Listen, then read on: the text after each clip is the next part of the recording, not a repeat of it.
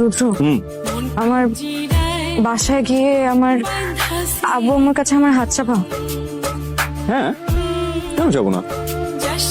আমার কথাগুলো একটু সিরিয়াসলি শুনবা প্লিজ। আব্বু আম্মু বলছে আমার পোস্ট গ্রাজুয়েশন করতে অস্ট্রেলিয়া যাওয়ার আগে আমি যেন বিয়ে করে যাই। What? তোদিন জানতাম স্বামী বিদেশ, এখন নাকি বউ বিদেশ। আব্বু আম্মু আমার জন্য ছেলে খুঁজতেছে।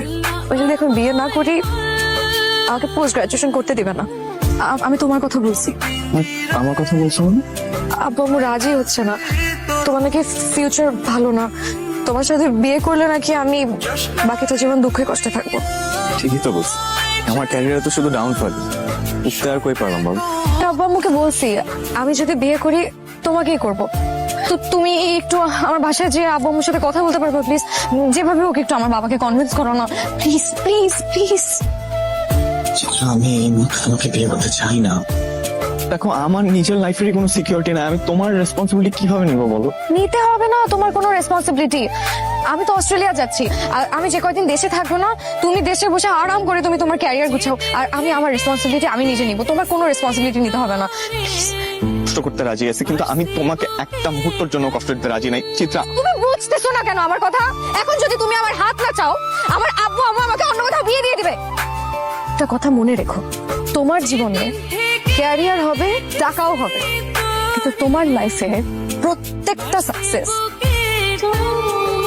উদযাপন করার জন্য তোমার জীবনের সবচেয়ে কাছের মানুষটা তোমার কাছে কোনোদিন থাকবে না। সেই উদযাপনে কাছের মানুষ থাকে না, সেই উদযাপন মৃত মানুষের মতো।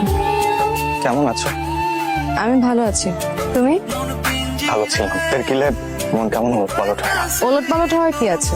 তুমি তো এখন অনেক বড় স্টার, একটা পর একটা গান হিট হচ্ছে, ব্যস্ততাও তো কম না। হ্যাঁ, একের পর এক গান হিট হচ্ছে, খুশি হওয়ার কথা, উদযাপন করার কথা। কেন পারছি না? আমি তো এটাই চেয়েছিলাম। কেন খুশি আমার থেকে পালিয়ে পালিয়ে বেড়াচ্ছে? কিন্তু ভিতরে চেষ্টা কথা, আমাদের জীবনে অনেক স্বপ্নই থাকে, কিছু স্বপ্ন থাকে যেটা হারানোর পর আমরা এটার আসল মর্ম বুঝতে পারি। একবার ফেস করিনি। সেদিন যদি তোমার আব্বু আমার সাথে আমি কথা বলতে যেতাম কি হতো? ওনারা তো আর আমাকে মেরে ফেলতেন না, তাই না? খুব ভালো থাকলে কিছুটা সময়ও পাওয়া যেত। ছাড়ো এসব কথা। তোমার হাজবেন্ড কেমন আছে? ভালো, তার যা আছে তা দিয়ে আমাকে খুশি রাখার যথেষ্ট চেষ্টা করছে। ভবিষ্যতের স্বপ্ন পূরণের জন্য আজকের আনন্দে মাটি দিচ্ছে না। আমি তোমার জন্য সব সময় প্রার্থনা করি ভালো কাটে তোমার সমস্যা। এই যে সুপারস্টার, আমি বিয়ে করিনি। যেই যুদ্ধটা তোমার আমার জন্য এতদিন করা উচিত ছিল, সেই যুদ্ধটা এতটা বছর আমি নিজের জন্য করেছি। আমি তোমাকে পাশে পাব, কিন্তু হতাশ করলে। যত সময় গিয়েছে রিয়েলাইজ করেছি তুমি তো শুরুর থেকেই যুদ্ধে ছিলে, আমার পাশে না, আমার ভিতরে।